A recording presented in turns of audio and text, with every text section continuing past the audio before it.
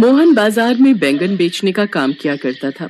उसकी पत्नी संगीता भी खेती बाड़ी में उसकी मदद किया करती थी, लेकिन उसकी माँ आशा संगीता को बिल्कुल भी पसंद नहीं करती थी।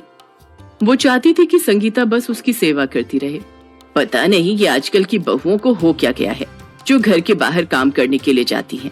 अरे कहते हैं कि घर से बाहर अगर बहुएं काम करें तो इससे अपशकुन होता है। अरे माँ, संगीता खेती बाड़ी में मेरी मदद करती है तो उससे बैंगन और अच्छे से उगते हैं, कमाई में दोगुना मुनाफा हो जाता है। लेकिन संगीता इन सब बातों पर बिल्कुल भी यकीन नहीं करती है। वो तो माँ दुर्गा की भक्त है। वो पूरा मन लगाकर माँ दुर्गा की पूजा किया करती है। हे माँ, इस साल भी हमारे खेतों में बैंगन की अच्छी फसल उगाए, बस मुझे और कुछ नहीं चाहिए।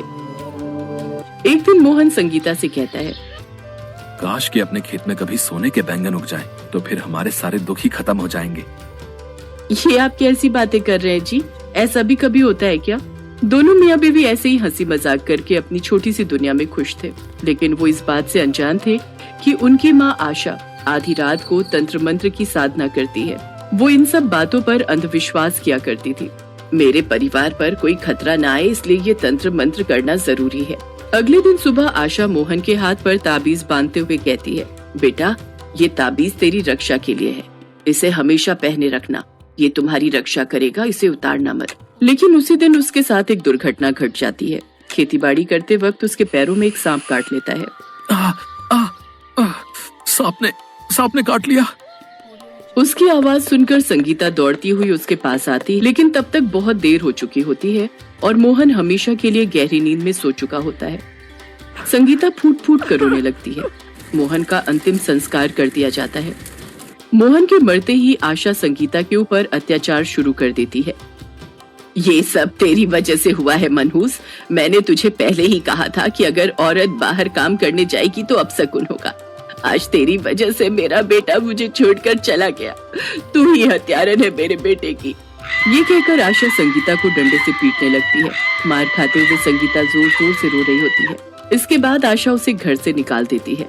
जा, निकल जा मेरे घर से कलमुही, तेरा अब इस घर से कोई नाता नहीं है। संगीता चुपचाप उस घर से निकल जाती है और जाते हुए अपने साथ दुर्गा माँ की मूर्ति ले जाती है। रास्ते में इधर उधर भटकते हुए वो रोती रहती है। चलते चलते अचानक उसे चक्कर आने लगते हैं और वो थक हार कर एक पेड़ के नीचे बैठ जाती है। पता नहीं क्यों पल भर में ही तूने मेरी सारी दुनिया बदल दी भगवान। एक झटके में ही मेरा सब कुछ चला गया।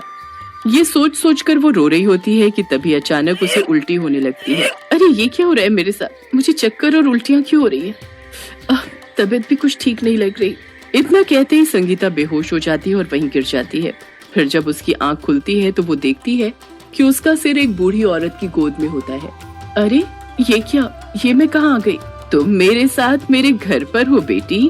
आपके घर पर? लेकिन मुझे यहाँ कौन लाया? तुम एक पेड़ के नीचे बेहोशी की हालत में पड़ी हुई थी।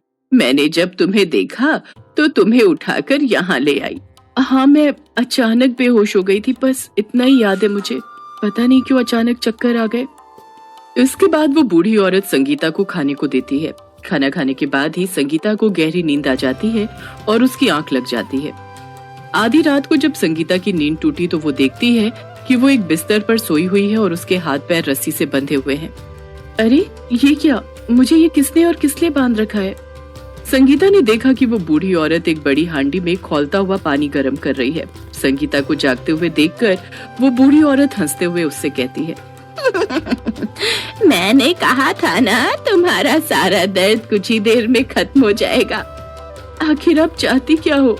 तुम्हारे पेट में जो छोटा सा बच्चा है वो, मुझे छोटे से बच्चे का मांस बहुत पसंद है। अब तो मैं तुम्हें और तुम्हारे बच्चे दोनों को खाऊंगी।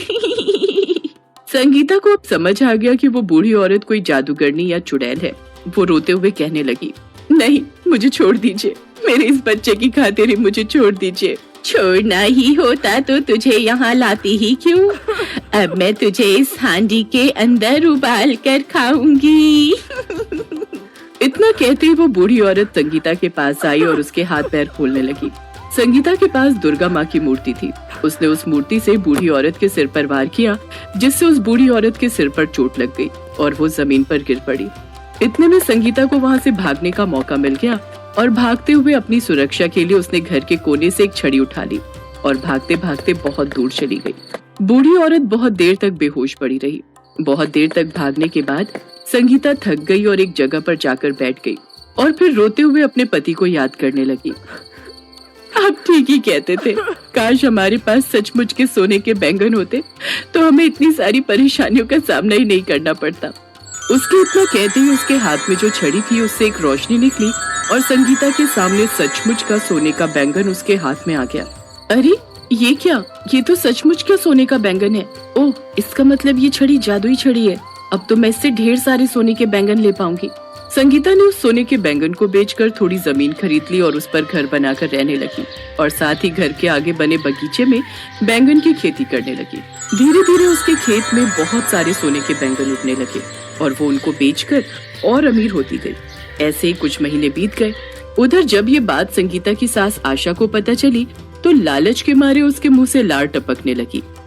सोने का बैंगन और वो भी एक जादुई छड़ी के सहारे, अब तो मुझे किसी भी कीमत पर वो छड़ी चाहिए ही। उसके बाद आशा वो छड़ी हथियाने के लिए निकल पड़ी। वहीं दूसरी तरफ बूढ़ी औरत भी गुस्सा है। वो चालाक औरत मेरी छड़ी लेकर भाग गई और अब उसी के सहारे वो अमीर हो रही है। रुक, मैं तुझे मजा चखाती हूँ। उधर संगीता अमीर होकर गरीब लोगों की मदद करती है।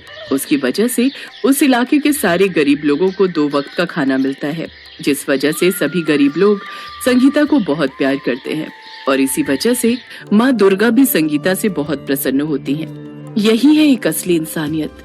सबको साथ लेकर आगे बढ़ने में जो सुख है वो और किसी चीज में नहीं। संगीता हर रोज माँ दुर्गा की पूजा करती है। हे दुर्गा माँ, आज मेरे पास जो कुछ भी है वो आपकी वजह से है। आपका बहुत बहुत शुक्रिया देवी माँ, जो आपने मुझे इतना कुछ दिया। दुर्गा माँ की आरती करके उनको प्रसाद चढ़ाने के बाद संगीता भी खाना खाकर सो गई। उधर घर के एक दरवाजे से आशा तो दूसरे दरवाजे से वो बूढ़ी औरत घर के अंदर घुस गई। अभी तो संगीता सो रही है, यही सही समय है छड़ी उठाने का। जैसे ही उसने छड़ी को पकड़ा तभी बूढ़ी औरत ने भी उस छड़ी को पकड़ लिया।